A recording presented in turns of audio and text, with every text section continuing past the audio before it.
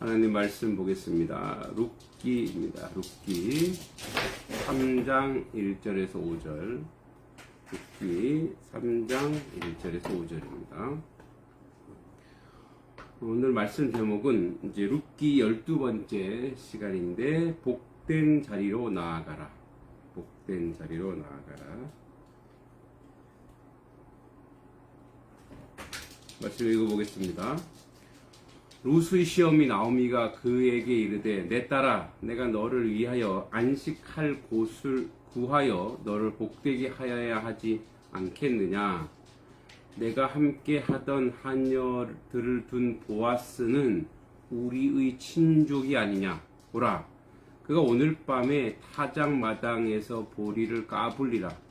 그런즉 너는 목욕을 하고 기름을 바르고 의복을 입고 타작마당에 내려가서 그 사람이 먹고 마시기를 다하기까지는 그에게 보이지 말고 그가 누울 때에 너는 그가 눕는 곳을 알았다가 들어가서 그의 발치 이불을 들고 거기 누우라. 그가 내 할 일을 내게 알게 하리라 하니 룻이 시어머니에게 이르되 어머니의 말씀대로 내가 다 행하리라 하니라. 아멘.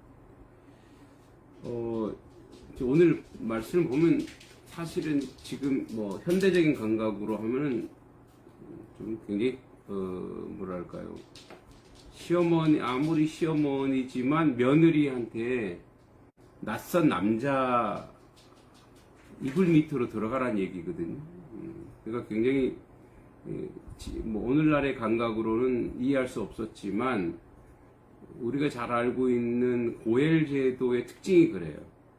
그래서 룻이 이제 시어머니 나오미가 이렇게 얘기하죠. 내 딸아 내가 너를 위하여 안식할 곳, 이 안식할 곳이라고 해당하는 이 마노아흐는 안식처인데 평화스럽고 안정된 생활 여건을 얘기하는 거예요.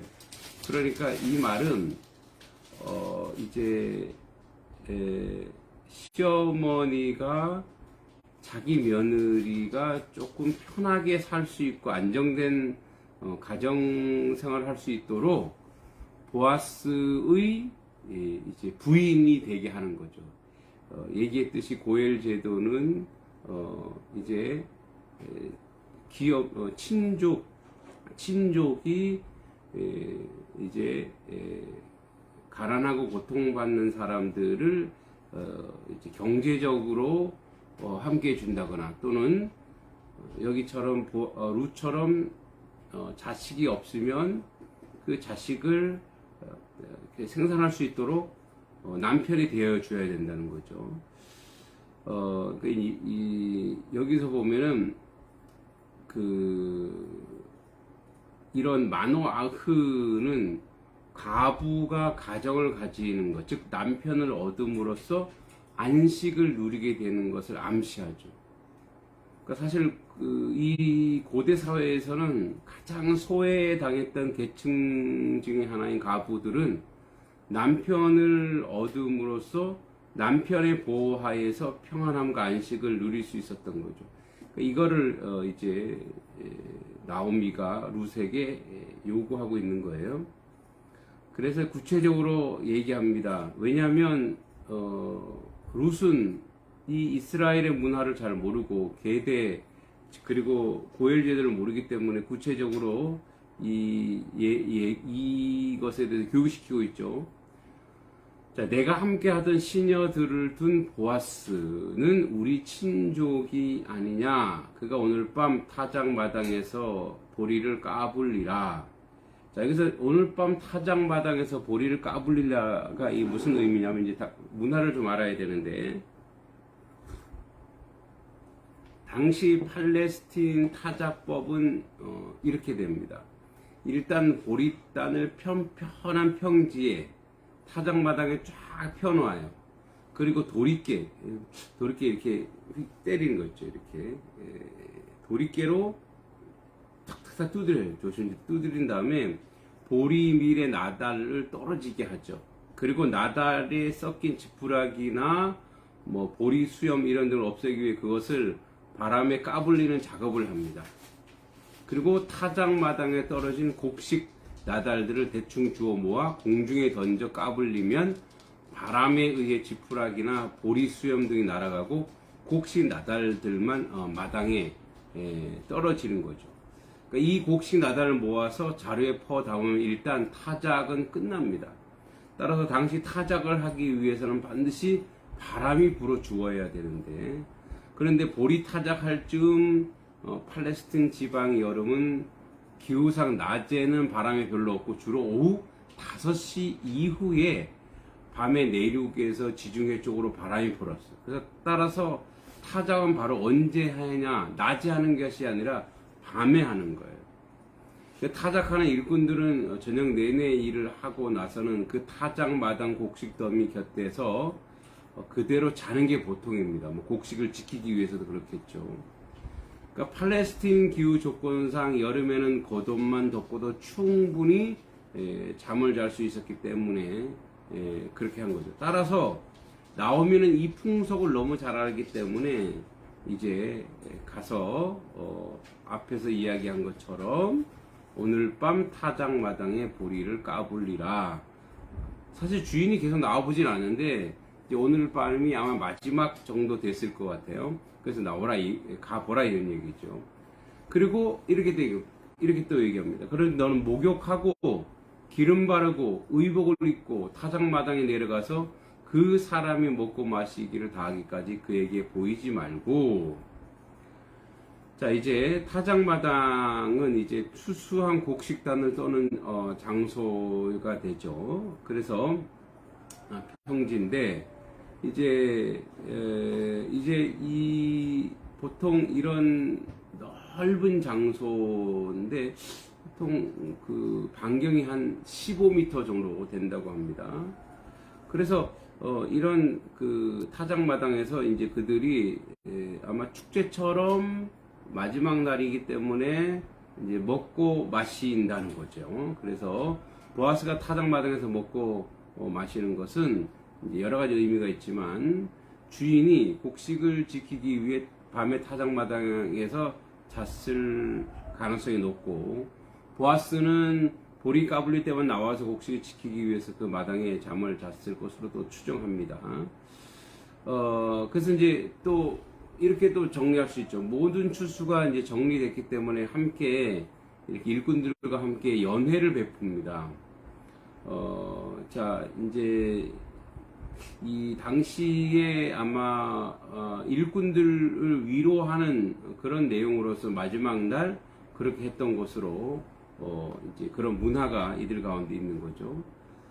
그리고 다 먹고 이제 뭐 먹고 마시고 술을 먹었으니까 속된 말로 알딸딸 할 거 아니에요, 그죠? 그러니까 이제 누가 누군지 잘 분간도 못할 그때에 그가 누울 때에 너는 그 눕는 곳을 알았다가, 그러니까 보아스가 어디에서 눕는지 알았다 들어가서 뭐 천막 같은 데겠죠. 그 발치 이불을 들고 거기 누우라. 그러니까 그 보아스가 덮고 있는 이불에 가서 네가 그 발치에 가서 같이 덮으란 거야. 한 이불을 덮으란 얘기죠. 그러니까 그거는 사실 뭐 여성으로서는 좀 어떻게 보면 수치스러울 수 있죠. 그러나 계대 문화 속에서는 이제 나는 당신의 아들을 갖고 싶다라고 하는 어떤 그런 사인으로서 구체적으로 얘기해 주는 거죠.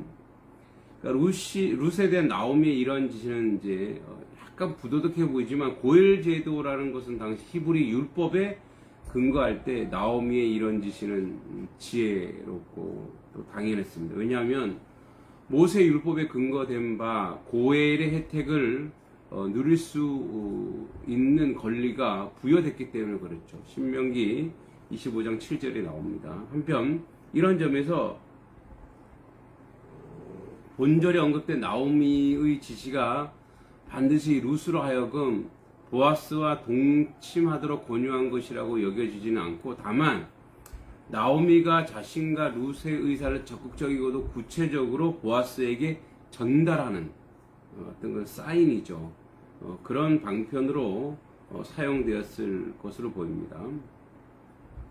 이렇게 나오미가 한 것은 이제 들어보니까 추수 기간 동안 보아스와 룻의 관계를 주의 깊게 살폈죠. 왜냐하면 보아스가 룻에게 너무 잘했기 때문에 그랬을 것 같아요. 또 보아스가 룻에게 상당한 호의와 찬사를 보냈을 뿐 아니라 보아스는 유력자이며 동시에 덕망 있는 사람이었기 때문에 그의 혈족으로서 그에게 계대, 즉 그의 이제 아들이 없는 그에게 그와 결혼하는 그렇게 유도한 거죠. 그러면 이제 그가 너의 할 일을 고하리라. 이제 모든 계획을 준비한 것은 나옴입니다.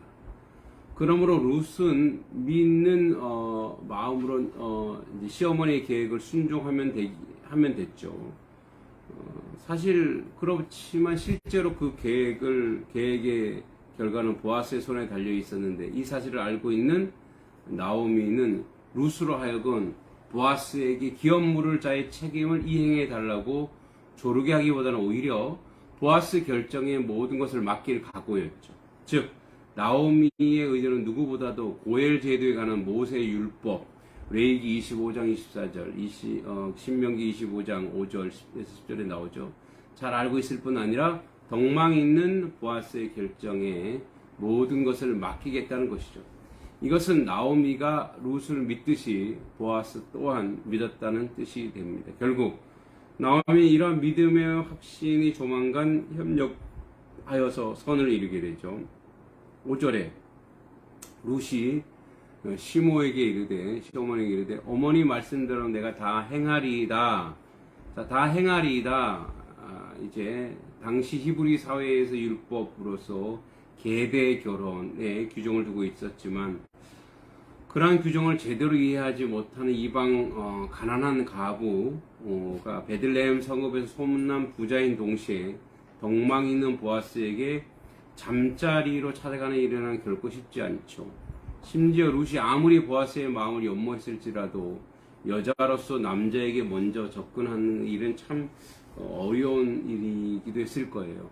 그럼에도 불구하고 룻은 시어머니의 말을 이의를 제기하지 않고 말씀대로 다 순종하겠다고 했습니다.